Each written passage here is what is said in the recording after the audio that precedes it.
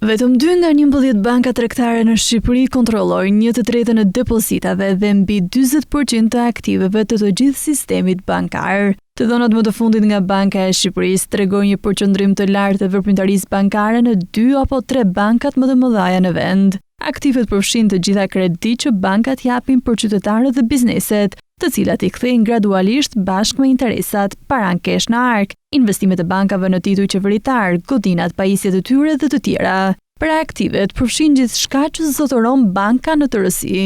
Bankat me vlerën më të lartë të aktiveve kanë zakonisht edhe numrin më të madh të klientëve, por jo domosdoshmërisht. Ka banka me numër më të vogël klientësh qytetar, por me klient biznesi që kanë kredi në shuma të konsiderueshme.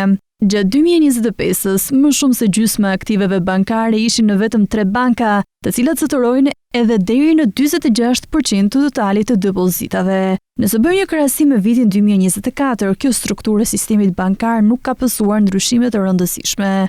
Aktivet vijojnë të jenë të njëjta, por pesha e depozitave në 2 bankat më të mëdha rezulton të ketë rënë, me qytetarët dhe bizneset që i kanë shpërndar ato në banka të tjera.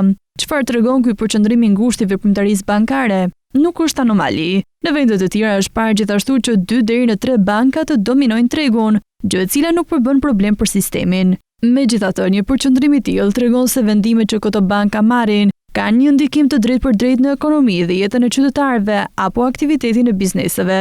Po ashtu ky përqendrim e bën pak më të vështirë për bankat e vogla që të konkurrojnë me ato më të mëdha.